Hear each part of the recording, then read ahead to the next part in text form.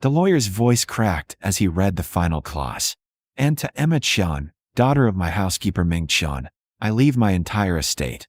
The house, the investments, the foundation, everything, on the condition that she continues what we started together. The silence in the mahogany-paneled office shattered as three people in designer suits erupted simultaneously. Thomas Whitmore III's nephew slammed his fist on the desk. His niece's face went purple. The cousin threatened lawsuits, investigations, criminal charges. But Ming Chun, 42 years old, hands worn rough from 2 decades of cleaning other people's homes, just sat frozen, her arm around her daughter Emma. The girl was 12 now, tall and quiet. Nothing like the lonely 8-year-old who'd knocked on a dying man's door 4 years ago. Ming's mind tumbled backward to the night this all began. 4 years earlier, on a December evening that tasted like snow, Ming had brought Emma to work for the first time. "You sit here," Ming said firmly, pointing to the bench in the service hallway of the Whitmore mansion. "You do homework. You don't touch anything. You don't go anywhere." Emma nodded, her small backpack already open to reveal crumpled math worksheets. At 8, she was rail-thin and serious beyond her years, old enough to know that Mama's night job at the Whitmore estate was what kept their apartment heated. Ming disappeared into the vast kitchen, and Emma tried to focus on fractions. But the house kept distracting her. The tick of expensive clocks, the whisper of her mother's footsteps on marble floors, and something else. A sound that made Emma's chest hurt. Crying. Someone was crying. She found him in the library, a room larger than her entire apartment. Floor-to-ceiling books surrounded a hospital bed that looked wrong in the elegant space, like someone had tried to hide sickness behind leather-bound spines. The man in the bed was ancient and tiny, his skin paper-thin, tubes running from his arms to machines that beeped softly. His face was wet with tears he didn't bother to wipe away. Emma stood in the doorway, clutching her pencil. She knew she should leave. Mama would be so angry. But the man looked so small, so alone in that enormous room, and Emma knew about being alone. "Excuse me," she said quietly. "Are you okay?" Thomas Whitmore III jerked his head toward her voice. His eyes, still sharp despite his body's betrayal, narrowed. "Who are you?" "Emma. My mama cleans your house." She took a step inside. "You're sad." "I'm dying," Thomas said bluntly. "That tends to make people sad." "Oh." Emma processed this with the frank acceptance of childhood. "Is someone sitting with you?" "No one sits with me." His voice carried decades of bitterness. "My nephew visits once a month to check if I've died yet. My niece sends cards her assistant signs. I have nurses who check my vitals, and a housekeeper who cleans around me like I'm furniture." "That's lonely," Emma said. Something in Thomas's expression cracked. "Yes, it is." Emma glanced toward the door, then made a decision. She walked to the chair beside his bed and climbed into it, her feet dangling above the floor. "I could sit with you for a little while, if you want." Thomas stared at her. "You're supposed to be doing homework. How did you?" "I can see your backpack from here." "Math, judging by the numbers." "I'm not very good at fractions," Emma admitted.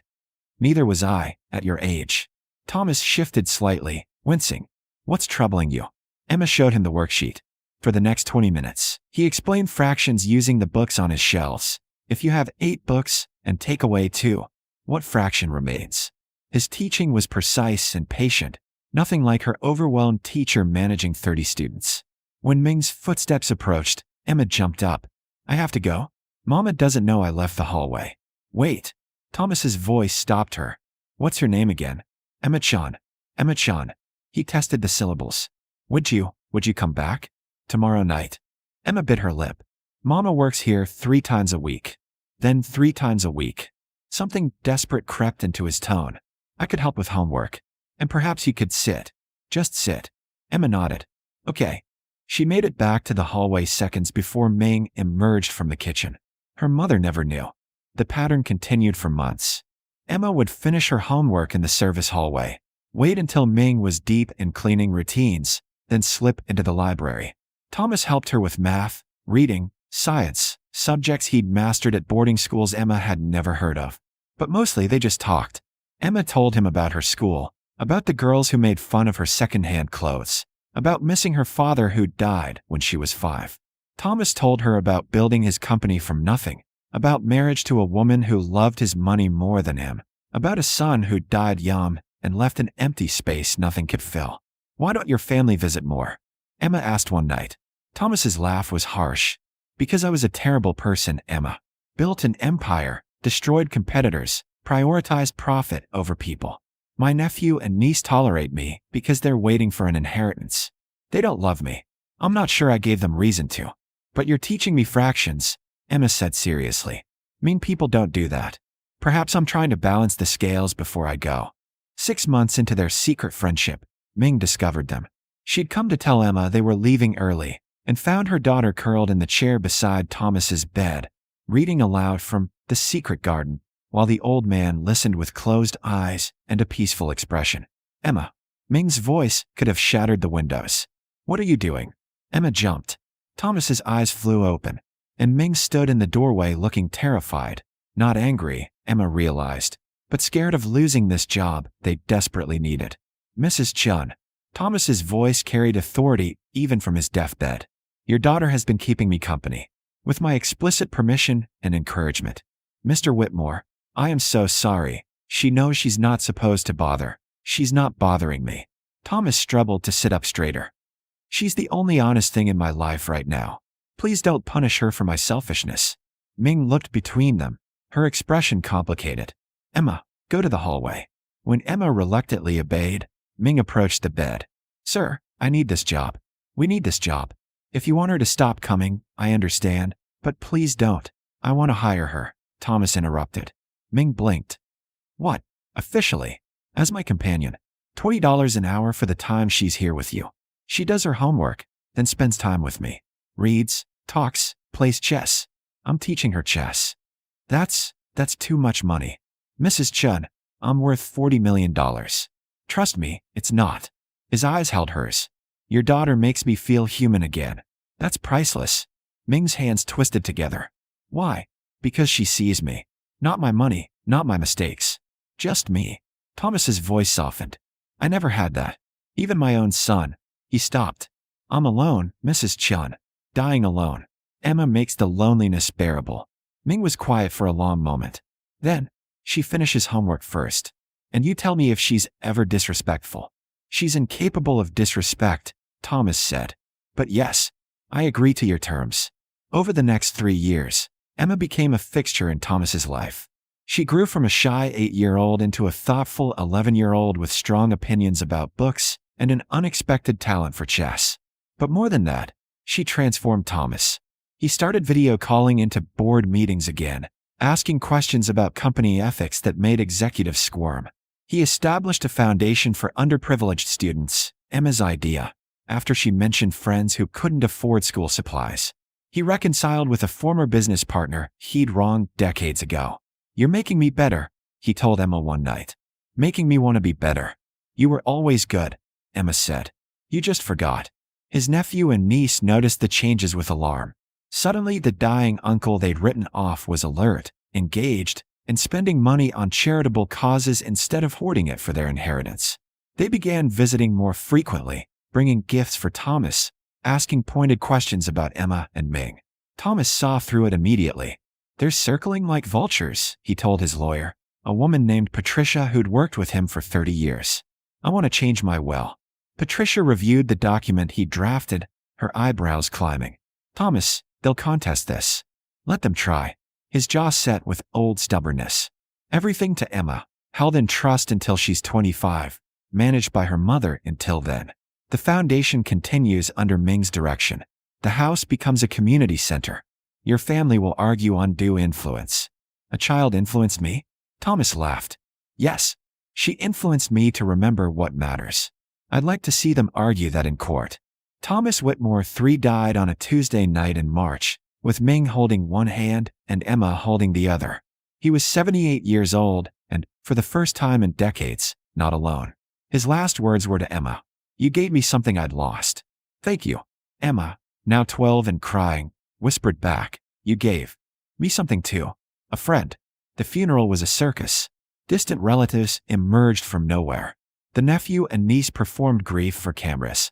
But in the front row, Ming and Emma sat quietly, holding hands, remembering the man who taught a lonely girl fractions and learned from her something more valuable: how to be kind. 2 weeks later came the reading of the will. The nephew's lawyer was already talking about psychological manipulation and exploitation when Patricia cut him off. "I have 4 years of documented visits," she said calmly. "Video recordings Thomas requested I make of his sessions with doctors confirming his mental competence until the day he died. Testimonials from nurses, staff, even board members about how Emma's presence improved his quality of life." She paused. "What do you have besides entitlement? He was our family. You visited 6 times in 4 years. I have sign-in locks." Patricia's voice could have cut glass. Emma visited 312 times. She sat with a dying man because she was kind, not because she wanted something. That's more family than blood ever made you. The niece tried another tactic. They can't possibly manage that kind of money. A housekeeper and a child. Which is why the estate includes provisions for financial advisors, lawyers, and oversight boards. Patricia slid documents across the desk. Thomas thought of everything. He had 4 years to plan this. Ming finally found her voice. "We don't want to take what's yours. It's not theirs," Patricia said firmly. Thomas was explicit. He spent his whole life building wealth that made him miserable. He wanted it used differently. She opened another folder. "There's a letter. For Emma." Emma took the envelope with shaking hands. Inside, Thomas's distinctive handwriting. "Dear Emma, if you're reading this, I'm gone, and you're probably confused and maybe scared. Don't be. I'm giving you this money because you gave me something I'd lost. Hope. Hope that kindness still exists. Hope that I could be better than I'd been. Hope that my wealth could do good instead of harm. I'm not asking you to save the world. I'm asking you to stay exactly who you are. The girl who saw a lonely old man and decided to sit with him. Use the foundation to help kids like you. Kids who need school supplies, tutoring, someone to believe in them. Your mother will guide you. Trust her. And Emma, thank you for being my friend when I didn't deserve friends. You made my last years the best years. That's the greatest gift anyone ever gave me. Your friend always." Thomas. Emma pressed the letter to her chest, tears streaming. Ming wrapped her arms around her daughter, and Patricia had to look away, her own eyes wet. The nephew made one last attempt. "We'll fight this. We'll tie it up in court for years. Try," Patricia said. "But know that Thomas allocated $2 million specifically for legal defense of this will. He knew you'd fight. He was ready." 6 months later, the Whitmore mansion opened as the Emmachin Community Center. The library where Emma had first found Thomas became a tutoring center where volunteers helped struggling students. The vast dining room served free meals to families in need. The foundation funded scholarships, school supplies, and programs Ming had only dreamed about when she was cleaning these same floors for minimum wage. Emma, now 13, still did homework in the library. Her library now, though she never thought of it that way. She was still the same serious girl, just with better clothes and the confidence of someone who'd been seen and valued. Ming had quit her other cleaning jobs, but still worked harder than ever, managing the foundation with fierce dedication. "Thomas trusted us," she told Emma. "We honor that." One evening, as they locked up the center, Emma paused by the portrait of Thomas that hung in the entryway. He looked stern in the painting, nothing like the gentle man who'd taught her fractions. "Do you think he'd be happy?" she asked her mother. "With what we're doing?" Ming looked at the portrait, remembering the bitter, dying man she'd first met, then the peaceful soul who'd held her hand at the end. "I think he's the happiest he's ever been." Emma nodded. She thought about the scholarship students upstairs, the families sharing dinner in what used to be Thomas's private dining room, the chess club that met in his old study, all of it funded by a lonely rich man who'd learned kindness from a little girl brave enough to ask if he was okay. "I miss him," Emma said quietly. "Me too, baby." Ming squeezed her daughter's shoulder. "But he's still here. And every kid we help, every family we feed, every person who feels less alone because of what we're building." They walked to their car, a modest sedan Ming insisted on despite being able to afford much more. As they drove past the mansion-turned center, lights blazing in windows that had been dark for decades, Emma thought about that first night. She just wanted to comfort a crying old man. He just wanted someone to sit with him. Neither of them had known they were saving each other. Years later, when Emma graduated as valedictorian and gave a speech about the power of showing up for people, when she expanded the foundation to 6 states, when she became exactly the kind of person who made the world better just by being in it, she always traced it back to that moment. A lonely girl, a lonely man, and the simple act of choosing to sit beside someone who hurt. That, she would tell anyone who asked, was how you changed the world. Not with grand gestures or master plans, but with small kindnesses that rippled outward like stones dropped in still water. Thomas Whitmore III had spent 74 years learning that lesson. Emma Chun had known it at 8. And together, they built something that would outlast them both, a legacy not of wealth, but of compassion. Proof that it's never too late to become better and never too early to be kind. The center's motto, carved above the door in letters Thomas had chosen himself before he died, said it all. Everyone deserves someone to sit with them.